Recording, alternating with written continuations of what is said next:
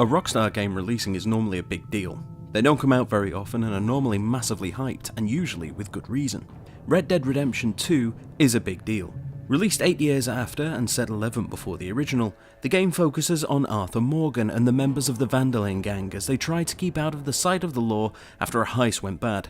Familiar faces from the original game, such as former protagonist John Marston and the antagonist Dutch van der Linde, feel right at home alongside newcomer Arthur, the chef Pearson, and loan shark Leopold Strauss, and it shows just how close the gang was before circumstances tore them apart. A special mention has to be made of the character of Sadie Adler, who joins the gang during its opening missions, and is one of the most satisfying and well-realised female characters in modern gaming, and certainly from Rockstar, who isn't particularly known for them.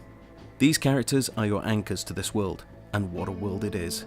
Red Dead Redemption 2 is without a doubt the best looking console game of this generation. Particle effects and lighting effects paint the extraordinarily detailed landscapes as you ride along on your horse, its muscles gliding along under its flanks. Facial animations are almost flawless, and there's not a single NPC that you come across that looks out of place or fallen into the uncanny valley. Mournful music follows you on your journey, the tempo changing during combat, and several original pieces mark unique moments such as building a house, burning themselves into your brain. It's a big world too, at around double the size of the original's game and with much more variety to boot. Swamps, a realised city, lumber mills, forests, snowy peaks, deserts, plantations and small towns are dotted around for you to explore and meet unique characters with their own quests for you to take on. Later in the game, half of the original game's map is opened up, increasing the play area even further. Talking about the story in any depth is to rob the player of a wonderfully human tale told with unusual depth of feeling from a developer who is most known for causing chaos and blowing up police cars. Some may struggle to get past an intentionally slow opening, but it's worth it, as by the game's end you will have been on just as much of an emotional journey as Arthur himself.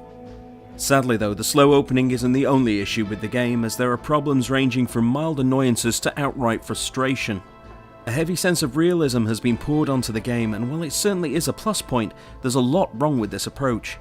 The quick travel system of the first game is now gone, so if you want to travel from one point to another, then you have to either do it manually or switch into an autopilot mode and watch as your horse clops along.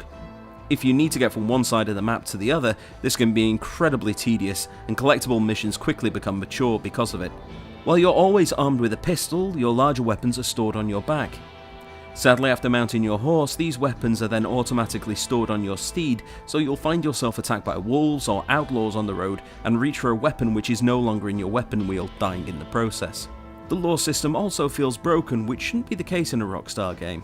While it is possible to stop onlookers from reporting your deeds to the authorities, it usually results in more trouble. Masks don't seem to work like they did in the original, and you're quickly identified and pursued in spite of how well prepared you've been.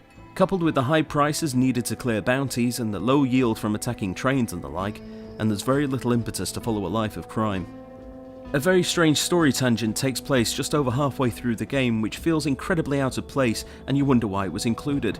Clothing choices seem to randomly disappear from your horse. Animations to do simple things seem to take ages. Tasks like crafting rely on repetition.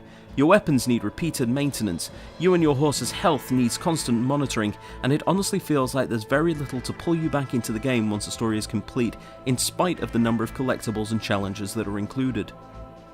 If you're in any doubt as to whether or not to take the plunge, do so. Buy it, play it, and love it. But just don't expect perfection. Well, thank you for watching. I'm trying a slightly longer format with Red Dead Redemption 2 as there's just so much to say about it. If you prefer these longer videos, then let me know below in the comments, and if not, well, then do the same. For now though, stay wonderful, look after each other. I've been Silent Palpatine, and I will see you next time.